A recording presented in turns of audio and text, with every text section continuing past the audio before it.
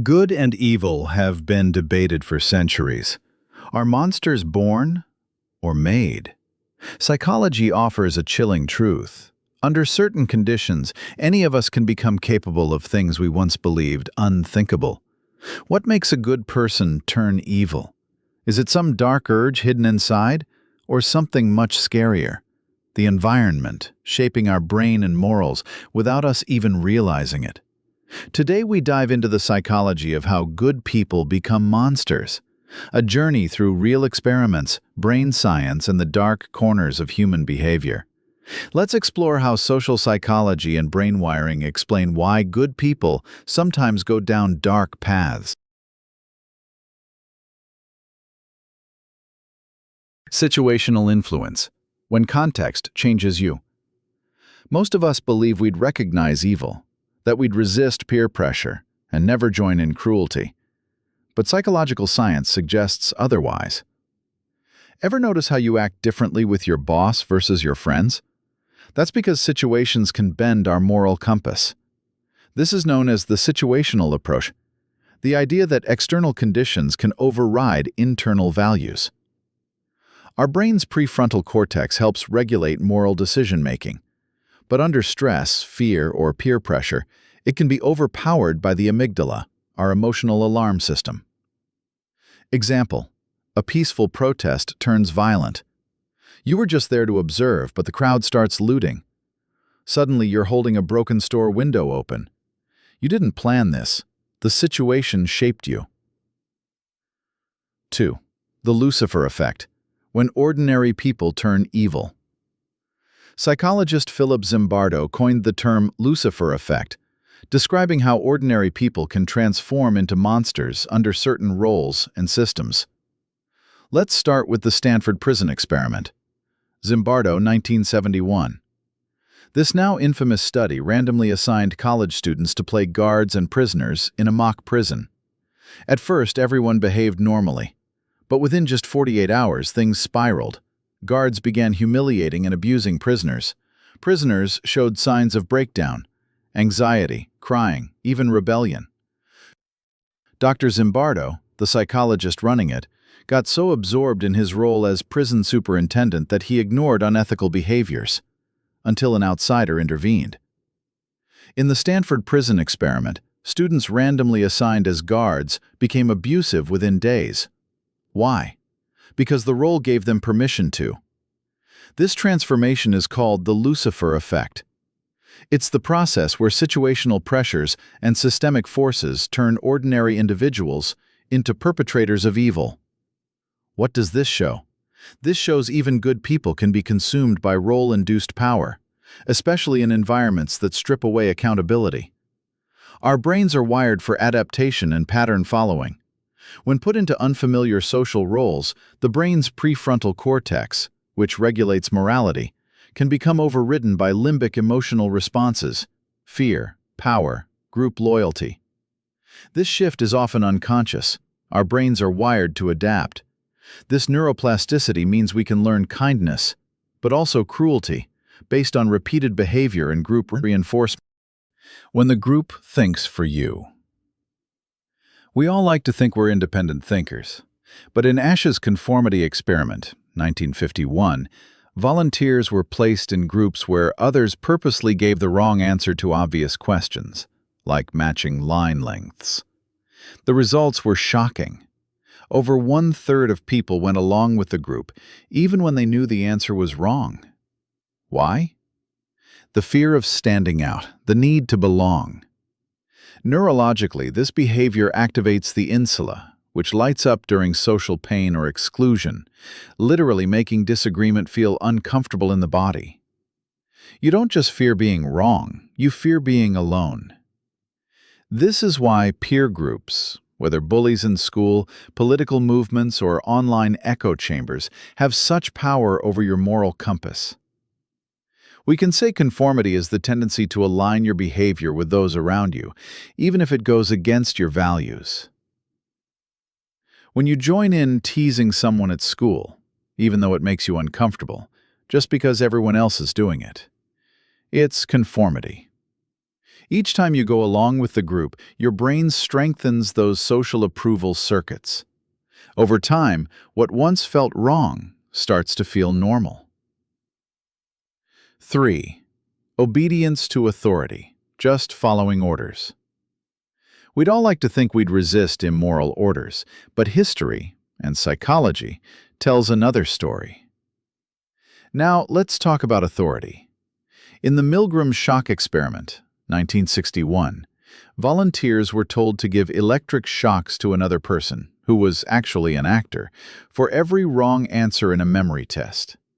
Each shock level increased, eventually reaching danger, severe shock.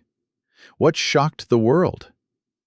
65% of participants went all the way, despite hearing screams, cries, even silence, just because the authority figure in a lab coat said, "Please continue." Key lesson here are: people will violate their morals when instructed by perceived authority, not because they're evil, but because of deep psychological conditioning.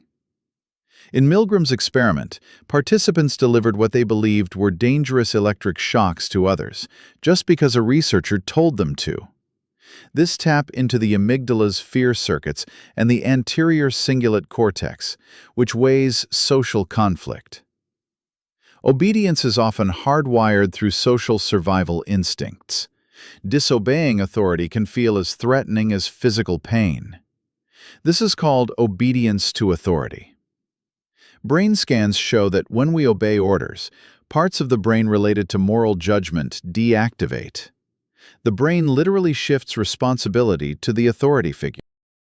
4. Deindividuation, losing yourself in the crowd. In groups, people often feel anonymous. This leads to deindividuation, a psychological state where self-awareness drops and impulsive, even violent behavior increases.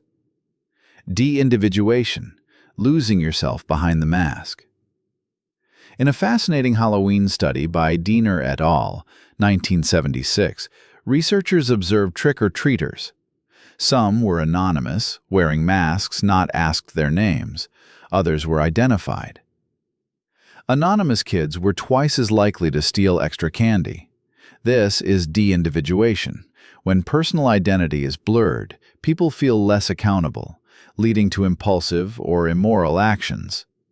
Think of online trolls, mob violence, or rioters in masks. The brain's default mode network, linked to self-reflection, goes quiet when we're part of an emotionally charged crowd. The sense of me dissolves, morality weakens. 5. Social identity theory, us versus them. We define ourselves by the groups we belong to. That's social identity theory. And while it fosters belonging, it also creates division. We are good, they are bad. That mindset leads to dehumanization, often the first step toward cruelty. Example: Nazi soldiers, incel communities, or even school cliques who turn against outsiders. Your brain rewards in-group loyalty by releasing dopamine. Over time, you start seeing outgroups as threats, not humans. 6. Moral disengagement, turning off the guilt. When actions clash with values, we feel guilt, unless we use moral disengagement strategies like, "They deserve it. It's just a joke. I'm not the only one doing it." Example: a bully calling cruelty a prank to avoid guilt. The brain rationalizes behavior to protect self-image. This reduces cognitive dissonance, the tension between our actions and beliefs. 7. Groupthink and normative influence. Silence isn't always agreement. Sometimes people go along with harmful ideas to keep group harmony. That's groupthink. Normative social influence means changing to be liked, even if you disagree privately. Example: you laugh at a sexist joke because everyone else does. Your brain's social pain centers, like the anterior cingulate cortex, activate when you're excluded. So you conform, not out of agreement but fear of rejection.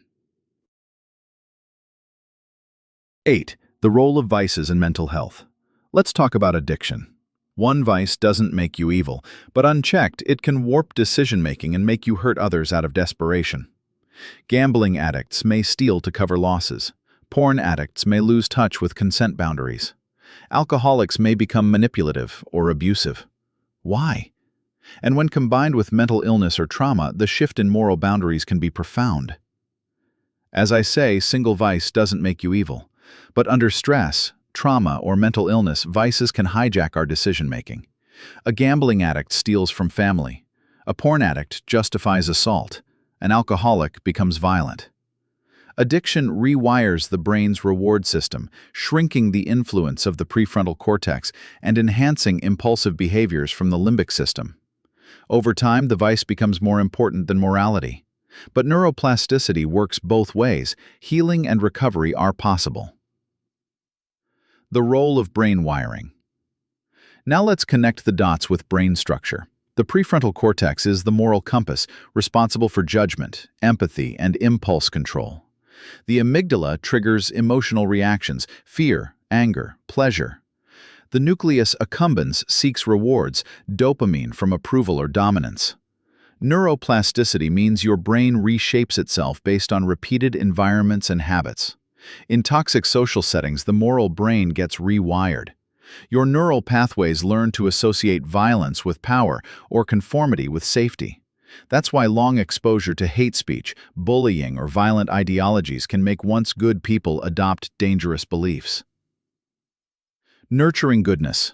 It's hard, but it's worth it. Being good is harder than we think. It takes awareness of our environment's influence, courage to speak out against the group, reflection to notice how our vices affect others. Studies show compassion and community are more effective in restoring moral behavior than punishment or isolation. Addicts recover faster with social support. Former extremists leave hate groups when shown acceptance and forgiveness. Being good isn't passive. It takes courage, self-reflection, and sometimes saying no to your own group. Repetition rewires the brain. The more you choose kindness, empathy, and integrity, the stronger those neural pathways become. Good and evil aren't fixed traits. You're not born evil, but you're not immune to evil either. We all walk a fine line, and the situation, authority, peers, and brain chemistry shape how we walk it. Stay aware, reflect often, and above all, keep choosing good, one decision at a time.